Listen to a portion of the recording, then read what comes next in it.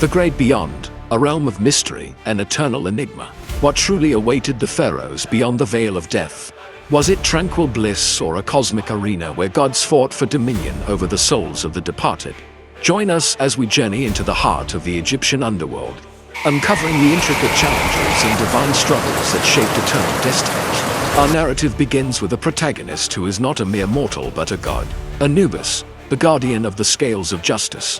His role is monumental, overseeing funerary practices, guiding souls through the perilous journey of the afterlife, ensuring their safe passage to the field of reeds, the Elysian fields of the Egyptian cosmos. He is the embodiment of wisdom, his jackal-like visage representing intelligence, and his every action dictated by the will of Ra, the supreme deity. However, the tranquility of this divine duty is shattered by the emergence of a new player, a formidable challenger who threatens to disrupt the established order. This interloper is none other than Osiris, lord of the afterlife, a god whose very essence is tied to the cycle of life, death, and rebirth. But how did such a disruption occur? And what are the implications for the fate of souls? The story revolves around Osiris's audacious decision to usurp Anubis's authority, effectively seizing control of the field of reeds and redirecting the souls of the blessed dead. Instead, he establishes his own domain, the Hall of Truth, where judgment takes place before granting access to the field of reeds. This sudden shift in power dynamics sets the stage for an epic showdown between two deities whose roles have been irrevocably altered. In the ensuing battle, Anubis demonstrates his mastery of the magical powers granted to him by Ra, countering Osiris's every move. The cosmic stakes are high, with the very balance of the afterlife hanging in the balance. As the fight intensifies, the true extent of their powers is revealed. Anubis, drawing upon the strength bestowed by Ra, unleashes powerful spells and mystical attacks, each one aimed at deposing Osiris from his usurped position. But Osiris is no pushover. He counters with his own formidable abilities, drawing upon the mysteries of life and death that are intrinsically linked to his being. The clash between these two titans reverberates throughout the underworld, shaking the foundations of the afterlife itself. The intensity of the battle reaches a fever pitch, pushing both deities to the limits of their abilities.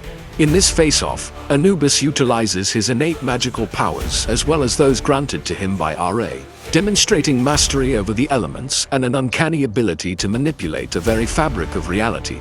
He summons protective barriers, deflecting the onslaught of attacks from Osiris. The scales of justice, a potent symbol of Anubis's divine role, come to life, balancing the forces of good and evil.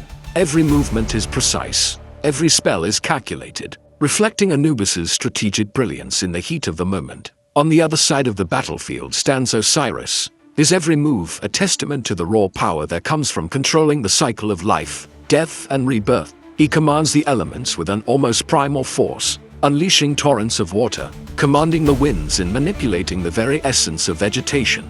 It's a display of power that is both awe-inspiring and terrifying. The battle reaches a crescendo with Anubis summoning his most powerful ally, the solar bark. This celestial vessel, a symbol of Ra's power, materializes in the sky above, bathing the battlefield in its radiant light. The very presence of the solar bark is a game-changer, shifting the balance of power in Anubis's favor. With Ra's full support, Anubis becomes relentless, his attacks echoing the booming voice of the sun god himself. Confronted by this overwhelming force, Osiris falters momentarily, the weight of the battle taking its toll. Yet even in the face of such adversity, he remains defiant. He fights not just for the usurped domain of the field of reeds, but for the very essence of the cycle of life and death that he embodies. As the battle rages, the field of reeds, the Hall of Truth, and the underworld itself bear witness to the struggle between two of the most powerful deities in the Egyptian pantheon. It is a spectacle of divine proportions, a clash between tradition and change, between the old order and a new era in the Egyptian afterlife. The outcome of this battle will not only determine the fate of Osiris and Anubis, but also reshape the very structure of the underworld. The echoes of this confrontation will reverberate through eternity, shaping the destinies of countless souls who depend on the balance of power in the great beyond. Beyond the immediate conflict, a deeper struggle is taking place, a battle for the hearts and minds of the mortals who live under the watchful gaze of the gods. Each believer, each soul that passes into the afterlife is caught in the crossfire of this divine dispute, their eternal fate hanging in the balance. The choices they make in life, the deeds they perform, the rituals they observe, all become grist for the mill of cosmic conflict. The gods are not just fighting for territory or power, they are battling for the very definition of the afterlife. Anubis represents the established order, the traditions and rituals that have shaped the beliefs of mortals for generations. Osiris embodies the evolving nature of belief, the constant flux that drives change and challenges the status quo. Caught between these two forces are the mortals, their beliefs and practices becoming the battleground for the war between the gods. The story is not merely about a physical confrontation between two deities. It delves into the metaphysical, exploring the very essence of belief, ritual, and the human condition.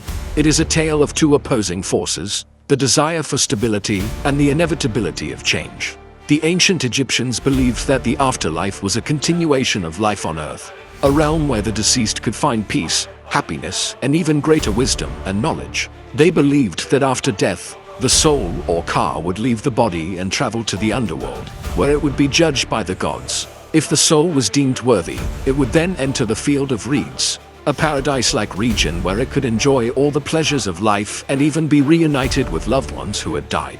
This belief system was not static but evolved over time, incorporating various deities and beliefs into its complex tapestry.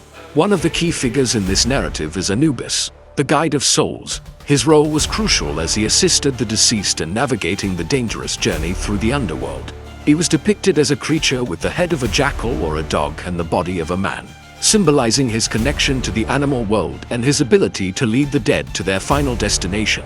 Another central figure is Osiris, the lord of the afterlife. His role was more complex, encompassing both death and rebirth. He was seen as the ruler of the underworld, a judge of the dead and a bringer of vegetation and fertility. His association with death and rebirth made him a central figure in Egyptian religion, as the Egyptians believed that the afterlife was a continuation of life on earth. The clash between Anubis and Osiris was not just a physical one, but a philosophical and theological battle.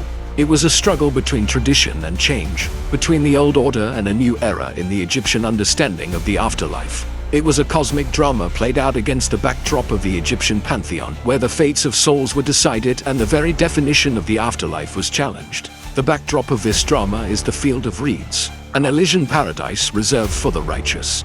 Here, the deceased could enjoy eternal happiness, perfect weather, lush vegetation, and the companionship of friends and family. However, access to this blissful realm was not easy.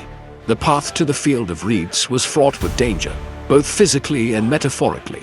The Egyptians believed that the journey of the soul through the underworld was a perilous one, filled with obstacles and tests designed to evaluate the worthiness of the deceased. The Book of the Dead, a collection of funerary texts used in the funeral rites and buried with the dead, outlines these trials and tribulations.